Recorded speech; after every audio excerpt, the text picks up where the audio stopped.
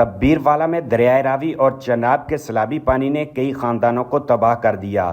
آج ہم ایک ایسی متاثرہ فیملی کے پاس موجود ہیں جنہوں نے اس آفت میں اپنا 16 سالہ بچہ کھو دیا۔ اس کے علاوہ ان کے 4 بچے معذور ہیں اور گھر بھی پانی میں بہہ گیا۔ آئیے ان کی زبانی سنتے ہیں کہ یہ مشکل وقت کیسے گزر رہا ہے۔ بسم اللہ الرحمن الرحیم۔ السلام علیکم ناظرین، اردو ڈیجیٹل کے ساتھ میں ہوں زاہد سندھو۔ ناظرین، اس وقت میں کبیروالا کے نواحی علاقہ صاحب لنگرا میں موجود ہوں، جہاں پر 16 سالہ بچہ جو ہے وہ سیلاب کے پانی میں ڈوب کے فوت ہو گیا۔ اس کی جو فیملی اس وقت میرے ساتھ موجود ہے، تو یہ دکھ بھری جو سٹوری ہے انہی سے جانتے ہیں کہ یہ واقعہ کیسے پیش آیا۔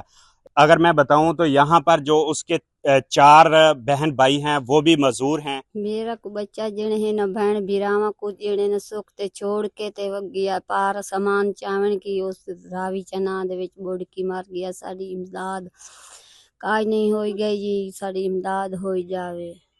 اچھا یہ دسو، اے جڑے تاڑے 4 بچے ہیں اے معذور ہیں یا تندرست ہیں؟ مزور نے بچے جڑے ہیں نہ ساڈے جڑے 4 بچے ہیں کہیں کاروبار چوکے ہی نہیں۔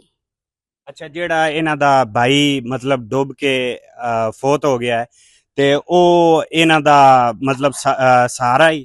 جیڑا بھائی انہاں دا ڈوبتے فوت ہو گیا، انہاں دا سہارا ہی نہ میرے بچیاں دا اور کوئی سہارا ہی نہیں۔ جی ناظرین، آپ لوگوں نے اس بچے کی والدہ سے سنا، اب ہم ان کے والد صاحب سے پوچھتے ہیں۔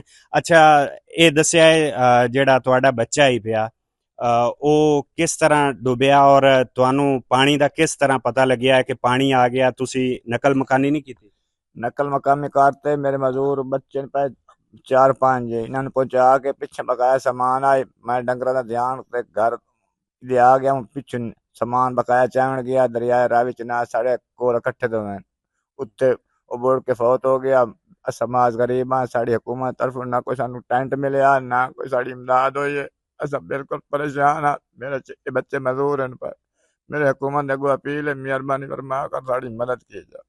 اچھا بھائی جان، تانوں بچہ دی جڑا ہے لاش کدوں ملی سی؟ کنے دن بعد؟ 1122 والے نے کال کی تھی، رات شامی سا گلیندے بتے سانو نہیں ملیا، دوسری دیار صبح 5 بجے لاش سانو ملی ہے دریا دے وچ۔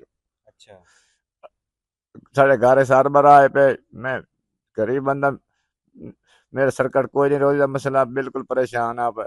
سانو کوئی قسم دا نہ کوئی ٹینٹ ملیا نہ کوئی سانو امداد ملی ہے۔ اچھا گھر تواڈا کس طرح ہے؟ گھر دے گھر ساڈے حالات سارے گھر سارا ڈائڈ ہو گیا، سارے رشتے داراں دے گھر بیٹھے ہیں، سارے گھر دے کوئی مکان نہیں بچا، سارے ڈائے کے اندر جان آپ۔ اچھا جیڑی ساڈی وزیر اعلیٰ پنجاب ہے مریم نواز نو کی پیغام دینا چاہو گے؟ اساں نے پیغام دینے ہیں بھائی ساڈی مدد کیتی جاوے، میرے مزدور بچے میرے روزی دا ذریعہ کوئی نہیں، میں انہیں بچے نوں کلا بندہ گھر دا سرکٹ نہیں چلا سکتا، پریشان ہاں، وزیر اعلیٰ میری مدد کرے۔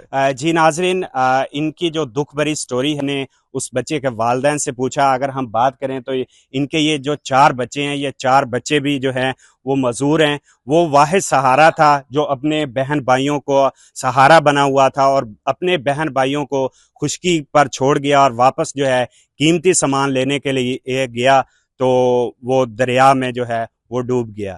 تو اسی کے ساتھ اپنے ہوسٹ زاہد سندھو کو دیجیے اجازت، ملتے ہیں نیکسٹ ویڈیو میں۔ اللہ حافظ۔